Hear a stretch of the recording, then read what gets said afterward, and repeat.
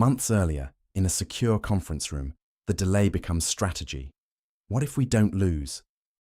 Because once election day can move, legitimacy becomes a lever. Chapter 1. The Turning Point. They don't call it cancelling elections. The president's inner circle calls it continuity. If you can control the calendar, you can control the future. The country is already polarized, already tired, already primed to treat the outcome as illegitimate. Now the machinery that produces legitimacy starts to sputter. In the weeks before election day, the sputter looks like chaos.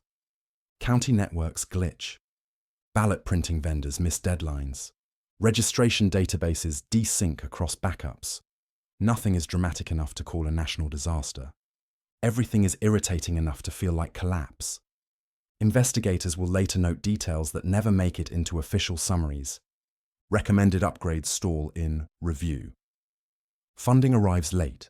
Contracts drift toward familiar firms with familiar connections. The system isn't broken with a single strike. It is thinned out in advance until it can be saved on command. The official story is that it's a storm of technical failures, amplified by threats against election workers. And the threats are real enough to film. Hotlines light up, officials quit, and polling sites are reassigned after hoaxes and harassment with no clear source. But inside Washington, the president's allies treat the dysfunction as an asset. They have been preparing for it. They seed the press with warnings about unverifiable results. They push governors toward emergency declarations that sound responsible and feel inevitable. They send federal agencies into states with cameras, press conferences, and ominous briefings that say more than they prove. Every intervention carries the same message. We can't run an election like this. In Washington, the debate begins as an argument about logistics. Can all states run a secure election on time if key systems keep failing? In private, it becomes a different argument. What happens if the election is held, and the losing side points to outages, missing records, and long lines as proof the result is fake? The fear isn't just violence, it's paralysis. Congress moves fast in a way Congress almost never does. A bipartisan group introduces the Election Continuity Act, a temporary measure that lets federal elections be postponed if an emergency is formally declared and a supermajority votes to extend the deadline. The bill looks improvised, but it has been circulating for months among committee staff, lawyers, and donors. It was waiting for a moment like this. The language is narrow on paper. It is broad in practice. The bill doesn't promise safety. It promises an off-ramp. Just 90 days, supporters say. Long enough to harden systems, protect workers, and restore confidence. Opponents call it a trap. Supporters call it the only way to prevent a result that half the country won't accept. The president signs it with the tone of a reluctant caretaker. No victory lap. No triumphant speech. Just a statement about stability, a warning about extremists and saboteurs, and a pledge that democracy is being protected by pausing it. Behind the scenes, the same aides who drafted the talking points begin calling it what it is. Time. Most states comply because the alternative looks worse. If the federal government says the election isn't secure, and a governor insists on running it anyway, that governor risks owning whatever chaos follows. A few states refuse at first, then compromise when lawsuits begin stacking up before they even print ballots. The Supreme Court takes an emergency case and issues a narrow decision that doesn't bless the idea. It blesses the process. It says, in effect, that the political branches can manage the timeline if they can show necessity. That single sentence becomes the hinge. The assumption that federal elections are immovable breaks quietly, like a lock that was never meant to turn. And once it turns once, it can turn again. Chapter 2. The early effects. The first weeks feel like a strange calm. Campaign ads slow, not because tempers cool, but because no one knows what date they are aiming at. Fundraising spikes anyway, fueled by fear that the pause is a prelude to something worse. Candidates hold rallies that look like normal politics and sound like emergency briefings. Election offices become high-value targets. County administrators start traveling with security details they never asked for. and the presence of security makes ordinary people feel like something has already been stolen. The economy registers the change before most households do. Markets wobble and deals freeze because no one can price a country that doesn't know its own deadline. Foreign governments react with a restraint that feels unnatural. Allies issue statements about democratic resilience, then ask in private whether the United States can still be counted on to make decisions that survive its own politics. Adversaries mostly watch and take notes. The information campaigns that matter most are domestic now, shifting from winning votes to deepening suspicion about the pause itself. Every technical failure becomes proof of conspiracy. Every security warning becomes proof of manipulation. The federal government says it is building confidence through transparency. It publishes threat assessments. It offers grants to states to upgrade equipment. It deploys federal cyber teams to counties that didn't want them until the day they needed them. But the assessments are written like indictments. They highlight worst-case scenarios and bury the parts that show improvement. The grants arrive with strings. States that adopt federal protocols get money fast. States that insist on independence wait. The effect is mixed. Some places genuinely get more secure. Other places feel like they are being occupied by bureaucrats with badges. State legislatures, smelling leverage, start rewriting their own election rules under the banner of integrity. They tighten ID requirements. They narrow mail voting. They change certification procedures. Each change is defended as a patch. Collectively, they begin to look like a new constitution written in fragments. Public trust doesn't collapse. It frays. People still go to work. Daily life continues. But the sense that the next transfer of power will happen on schedule fades.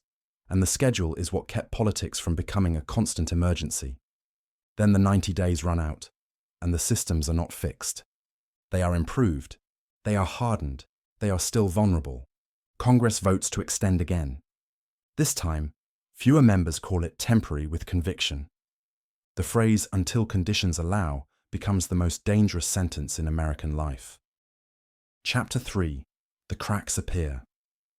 The crisis stops being administrative when the calendar approaches the constitutional edge. Terms are supposed to end. New terms are supposed to begin. The country has always treated that as physics. Now it becomes a question. One faction argues that the pause can't extend the end of anyone's term. If there is no election, then the offices still turn over, and the line of succession takes over until a vote can be held. Another faction argues that succession was designed for sudden death, not a nationwide failure of elections. Replacing leadership in the middle of a security emergency, they say, is how you invite the emergency to win. The president's allies lean into that framing with discipline. Every press appearance is the same message. Changing leadership now would be reckless. Continuity is patriotism. Courts fill with filings that read less like law and more like pleas. People do not ask for truth anymore. They ask for an outcome that keeps their side from losing. A coalition of states announces it will hold its own federal election anyway, using paper ballots counted by hand if necessary, and it will send its certified results to Washington on schedule. Another coalition declares those elections illegitimate and threatens to refuse recognition of any federal action based on them. The country starts to separate into jurisdictions that share the same flag and live inside different realities. The business world tries to stay neutral. Neutrality becomes impossible when contracts and regulations depend on which authority is considered valid. Banks ask for guidance on who can sign emergency fiscal measures. Defense contractors and agencies ask which signatures and court orders still count. Every answer becomes political. On the streets, the protest movements change character. The early marches were about fear of manipulation. Now they become about the basic right to replace leaders. Counter-protests appear, arguing that holding a compromised election is worse than delaying it. In some cities, the two crowds share the same sidewalks with different assumptions about what saving democracy even means. Violence remains mostly sporadic, but the presence of it is enough. It justifies more fencing, more curfews, more emergency declarations, more armed posture around buildings that used to be approachable. Each security measure is defensible in isolation. Together, they teach the public a new lesson. Power is something you protect with barriers, not something you borrow and return on a schedule. When the Supreme Court issues its next ruling, it tries to split the difference. It rejects permanent cancellation. It also declines to force an immediate nationwide election. Instead, it orders a framework. A federal election must be held by a new date, and the political branches must define the security standards required to proceed. The ruling is meant to end the argument. It produces a new one. Who decides whether the standards have been met?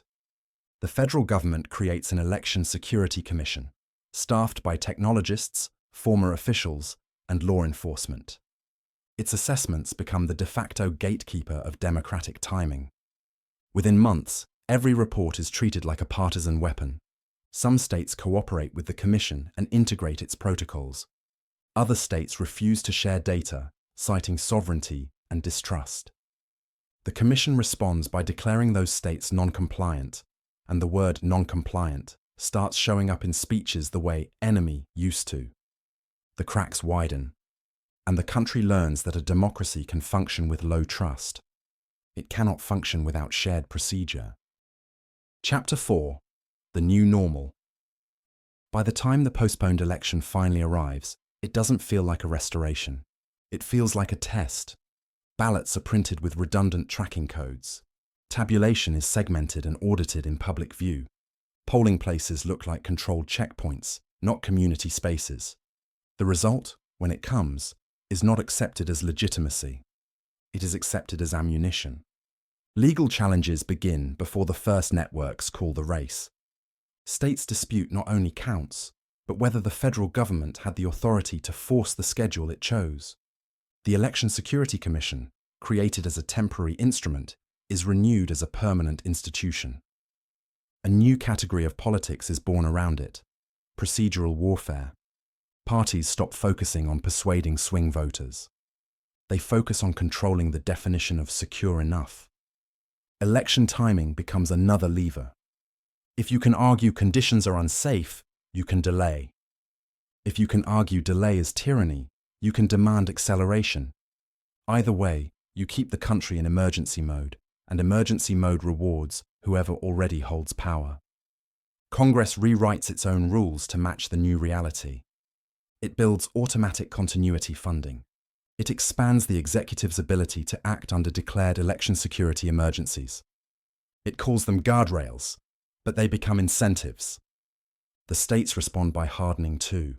Some form compacts to run elections with shared standards independent of federal certification.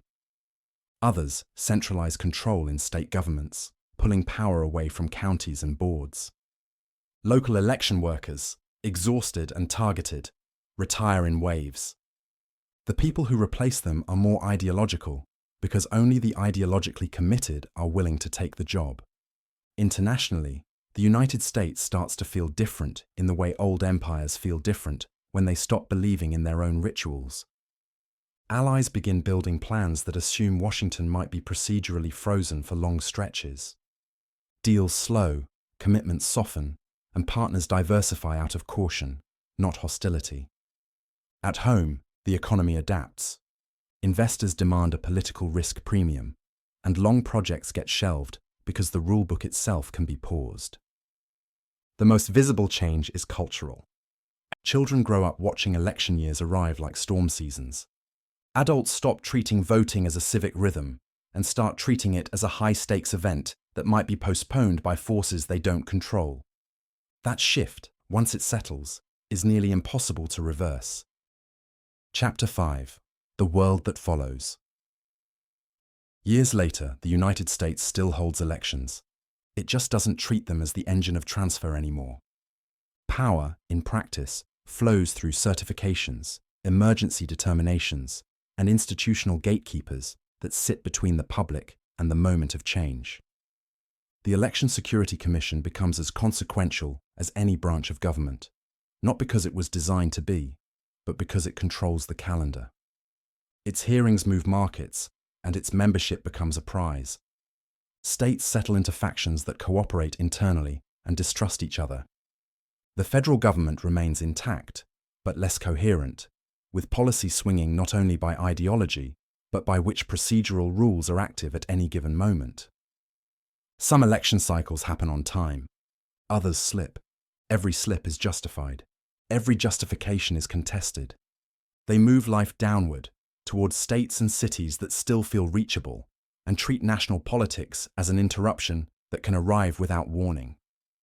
Globally, American leadership becomes conditional, and other powers learn to time crises for moments when the United States is debating whether it is allowed to decide. The country does not fall into dictatorship. It falls into a different kind of fragility, a state where legitimacy is managed, negotiated, and occasionally rationed instead of renewed on schedule. The old ritual still exists. It just no longer carries the same guarantee. Epilogue.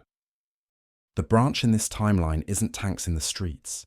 It is insiders deciding that uncertainty is too dangerous and writing a legal way to postpone accountability. They don't abolish elections. They make them conditional.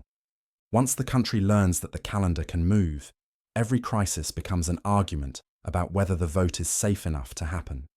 And in a system built on peaceful transfer, the most dangerous power is not the power to win. It is the power to decide when the transfer is allowed to arrive.